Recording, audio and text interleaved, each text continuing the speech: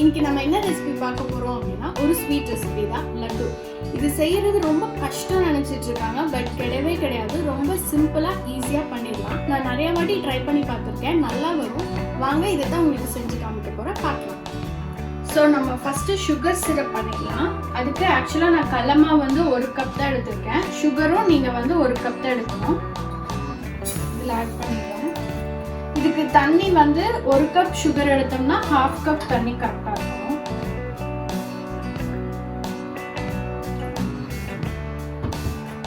இதை ஆட் பண்ணிடலாம்.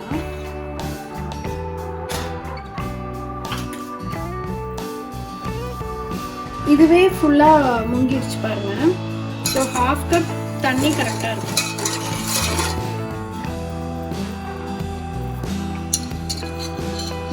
இப்போ நான் 1 கப் கடலை மாவு எடுத்துருக்கேன். இதை ஃபர்ஸ்ட் நம்ம சலிச்சிடலாம்.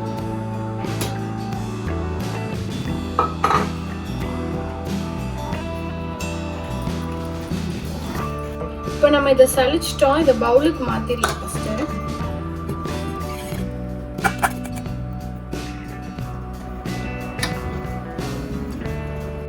இப்போ 1 கப் மாவுக்கு நான் வந்து 1/2 கப்புக்கு கொஞ்சம் மேலே தண்ணி எடுத்திருக்கேன். இதை ஃபர்ஸ்ட் நம்ம கொஞ்சம் கொஞ்சமாக தண்ணி ஆட் பண்ணி இதை மிக்ஸ் பண்ணிக்கலாம். இது ஓரளவு கெட்டியாக வந்ததுக்கப்புறம் நம்ம எல்லா தண்ணியும் மிக்ஸ் பண்ணிக்கலாம்.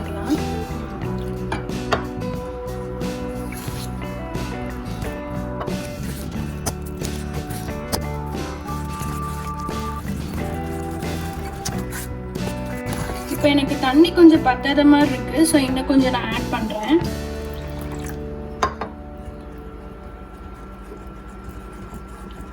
இப்போ வந்து நம்மளுக்கு மாவு கரெக்டாக வந்துருச்சு. இந்த கன்சிஸ்டன்சி நம்ம தோசை மாவு கன்சிஸ்டன்சின்னு சொல்லுவாங்கல்ல, ஸோ அந்த மாதிரி இருக்கணும். இது எந்த கட்டியும் இல்லாமல் நல்லா கலக்கிடுங்க.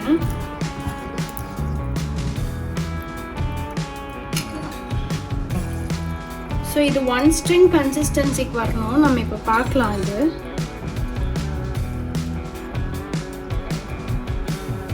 இன்னும் வரல. இப்போ நம்ம ஏலக்காய் போட்டுடலாம். இதை வந்து சில பேர் தூள் பண்ணி போடுவாங்க, பட் நான் அப்படியே போட்டு பழகிட்டேன்.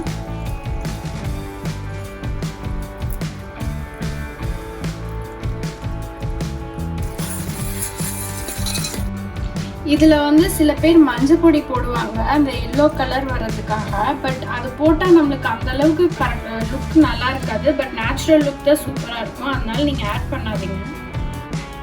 இப்போ பாருங்க 1 ஸ்ட்ரிங் வரும்.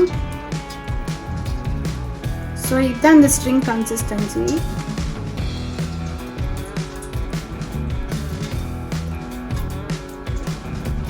ஸோ இந்த ஸ்டேஜில் நம்ம ஆஃப் பண்ணிடலாம். பாகு ரெடி ஆயிடுச்சு.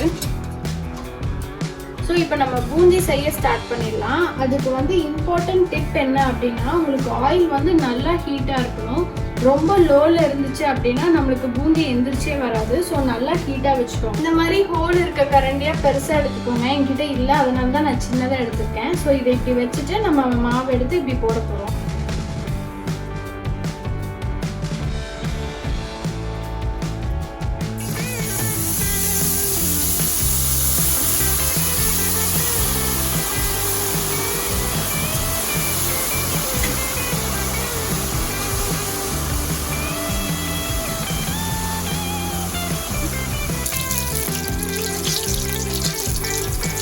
ஸோ இப்போ எடுத்துடலாம் நம்ம.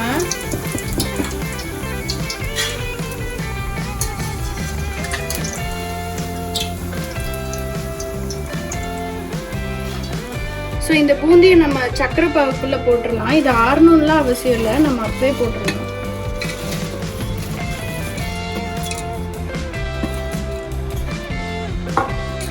சும்மா அப்படி மிக்ஸ் பண்ணிடலாம்.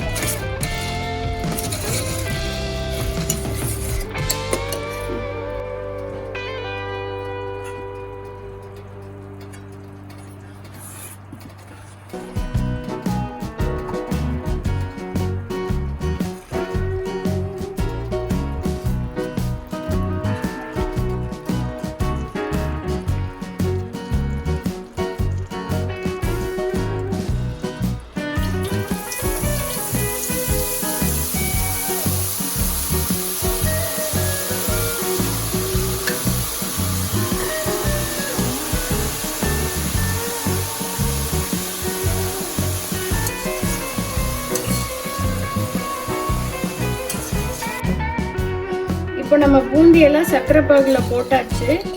நம்ம வந்து லாஸ்ட்டாக முந்திரி திராட்சை நெய்யில் வந்து நம்ம ஆட் பண்ணிக்கலாம்.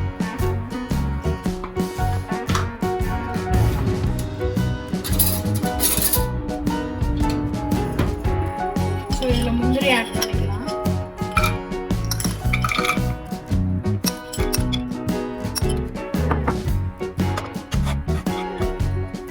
ஓரளவுக்கு ஃப்ரை ஆயிடுச்சு. இப்போ நம்ம திராட்சை ஆட் பண்ணிடலாம்.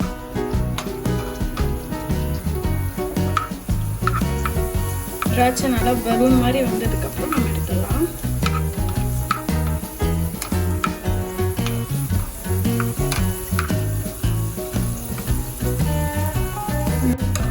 சரி, ஃபுல்லாக இதில் போட்டுக்கலாம்.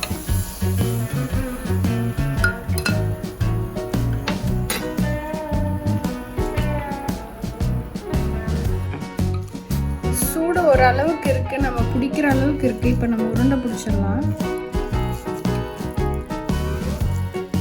நல்லா அழுத்தியே பிடிச்சிக்கலாம்.